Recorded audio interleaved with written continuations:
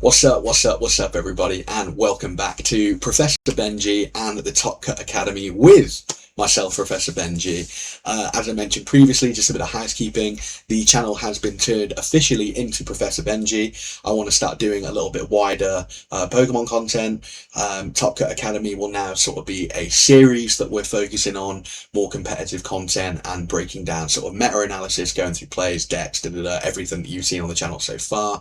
And then I'm also going to be doing other Pokemon content. I have such a love for the game, and so I want to be showing off my personality a little bit more. I think that the Top Cut Academy videos can be a little bit serious, a little bit cutthroat, and I don't really get to play out and be myself as much in them. So I wanted to sort of tone down the seriousness of the channel and sort of announce myself officially as Professor Benji, and sort of have the Top Cut Academy as more my coaching side slash informative side of the channel, while everything else is going to be games, quizzes, game shows, events, stuff like that, of just me sort of hanging out and being the Benji that you all know and love.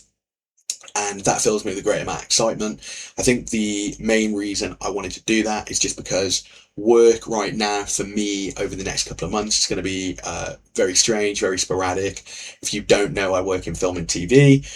There are sort of more strikes lined up for the rest of this year in the UK, and the work is very much dried up in sort of Wales, where I live personally. So I'm going to sort of be what we call dailying a lot, which is sort of jumping from job to job, production to production, and sort of taking whatever short contract work they have. It's not sort of like the most worrying time in the world. Like it's still work. It's just that I won't sort of be on the same show for a long stint of time, where I can sort of get a bit of routine built into my life. I think it's just going to be taking ad hoc work as and when I go, and therefore the amount of regionals and things I'm going to be able to attend for the rest of the year slash actually chase the rest of my Worlds invite is all going to sort of be down to how quickly all of that gets resolved. But that is not stopping me sort of going to as many League Cups and looking at meta-analysis and doing all these things and bringing you great videos. It just might be that whereas I might have gone to all of the events this side of the year now after EUIC, I may only be able to make a couple, just depending on sort of where and when I'm working. You know, I might have to shoot off to a different country altogether to go film something out there. I just don't know where I'm going to be over the next couple of weeks. So just a bit of housekeeping there to let you know that that's sort of like the changes to the channel, what I'm going to be doing, as I have to spend sort of far less time, far less sort of knowledge, motivation, etc, stuff like that, to get you other content, as I really do want to make content with Pokemon. It is my love, it is my lifeblood, and I just sort of want to be as involved as I can. I think that I'm definitely going to be looking into sort of more Nuzlocke, VGC, everything like that. So that was a quick housekeeping thing. I will put a little like a chapter thing, so you can skip past all of that if you so wish. That was just sort of for everyone. I hope you really like the new logo. Me and Glenn worked on it really hard. Obviously, I wanted it to look a bit more chaotic and have that sort of fun, chaotic energy, sort of your elms and birches have as the professor, because I feel like that sort of resembles me very well. I feel like I have a lot of knowledge and a fountain of sort of inspiration to give to other people. However, I am a little bit chaotic, I am a little bit wild, so I think that the sort of the field note sort of aspect of the logo is something I'm really happy with and sort of represents what I and the channel are going to be all about. And then you've got the Top Cut Academy, a lot more stern and straight cut and sort of energy, title, that's it. So anyway, as I said, we will sort of put a chapter thing on that. You skip over this housekeeping thing, but the reason you're all here is for the clickbaity title. I don't mean for it to be clickbaity, but this is something that I think everyone going to EUIC should watch and listen to. Now, I think that if you think this is going to be sort of a long breakdown and a tier list and everything like that, I'm not doing that. I think that every channel under the sun on YouTube is making a top 10 tier list for EUIC and everything like that. Okay, it is Tuesday. I am sat in my bedroom at like gone 12 o'clock. I've tested, I've streamed today, which is a lot of fun. But I think that, you know, I've watched a lot of these tier lists over the last couple of days, and they are all pretty much exactly the same. We all know there are 4 decks at the top of the format: Goldengo, Gardevoir, Charizard, and Dragapult. They're not going anywhere. If they're not your top 4, in my opinion, you don't know what you're talking about. You've sort of got the Grimsnarls and the mega boxes sort of dwindling that side, which I do think sort of make a claim for being in those. But I think that the consistency of cuts and top eights and everything of those 4 decks is too great to sort of not put them on a pedestal above everything else. So, especially in the Phantasmal Flames format, should I say.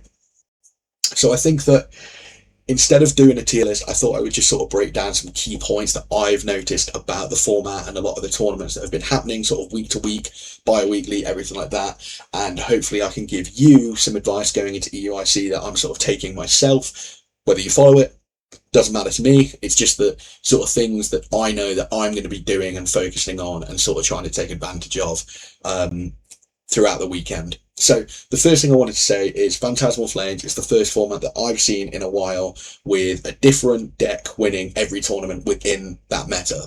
Now, we've had a lot of repeat winners in God of War, Dragapult over the last couple of months and in the last couple of formats. The old Charizard winning there and stuff like that. And I think that there's been some sort of outside picks, whether your Raging Bolts, your Flareons, your Grimsnarls, as we said, your Mega Boxes, sort of making it into those top 8s. Probably 6, 7 of those slots, every single top cut, are taken up by one of those 4 decks. As I mentioned before, Goldengo, Gardevoir, Charizard, Dragapult, one of those 4. And the fact that that has been so consistent throughout, I think that you cannot go into this weekend taking bad matchups into 50% or more of those. So I think that if the deck you're planning on taking or the list that you're taking sort of isn't able to beat 2 of those decks pretty consistently, I don't think it's a great idea to be taking it this weekend. I was going through a lot of the Limitless Lab stuff just now and looking at sort of everyone who made it to top 8, everyone who made it to top 32, and every single person in those upper echelons of the standings played multiple of one of these 4 decks. So whether it was a couple of Guardi, a couple of Dragapult, whether it was a couple of Charizard, a couple of Goldengo, whatever it might be, right? We even saw a Goldengo mirror in the final at Santiago. So, there's plenty of ways to play out the fact that those 4 decks are the most dominant, but I think it's really, really important that you actually take that into mind and don't think that you're going to be able to sort of dodge through one of them or 2 of them or anything like that. I think that, it's always possible, but you will definitely hit multiples of something, and you've just got to hope the coin flip that you have allows you to dodge the thing you don't want to see, of course. But I would say that you definitely don't want to be taking it into more and make it odds even worse. Now, the one thing I would sort of put out there on a plate is that I think if you're able to take a really poor matchup into one of the decks, I would say it's Charizard. I think the Charizard's very much been an up and down sort of appearance into that top 4. And Grimmsnarl lately has really been showing a lot of colour. I think, no pun intended, because everything's black in that deck. It's the emo deck.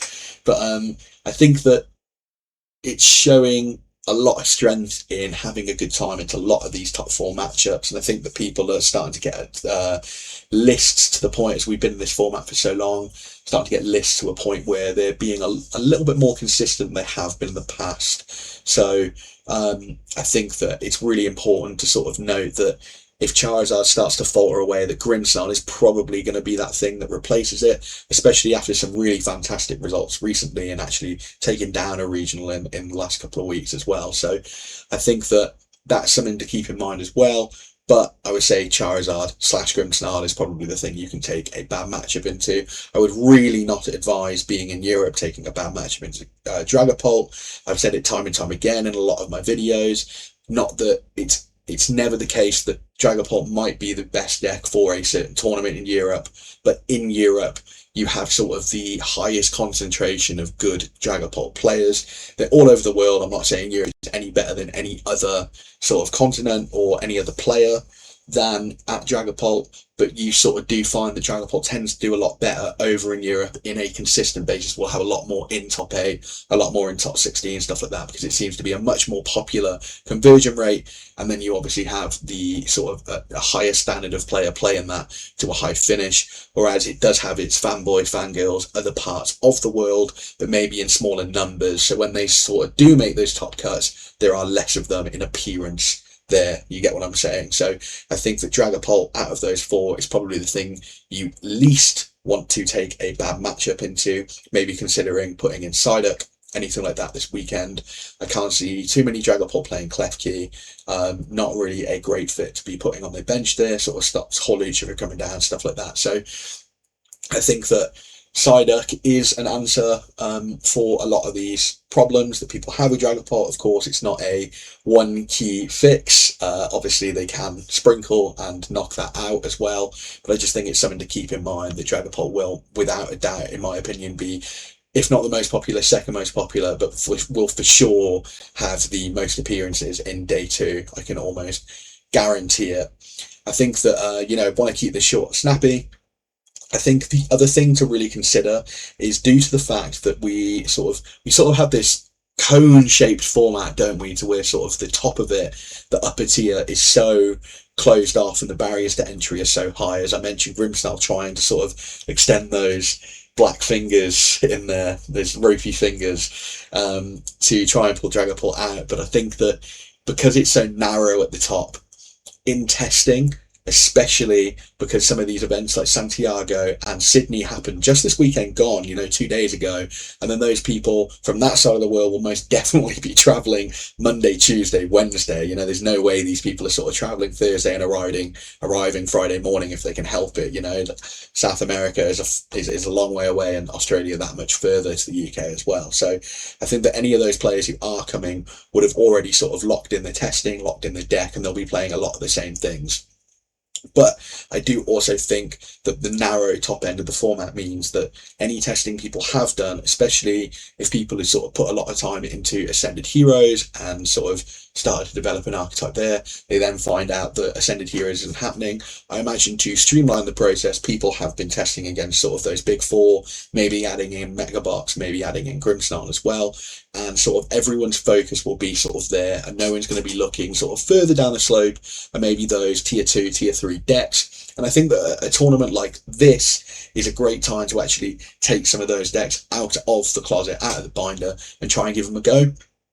Just because that you can gain such a big advantage from people not sort of testing a little bit further down the pyramid and not really knowing how to react to you in game 1. Obviously, when we're talking about great players, they'll surely be able to work something out, or be able to work something out in game 2. But putting yourself a game ahead is always a really good advantage to have. You only need to win one more game to win the series 2-0.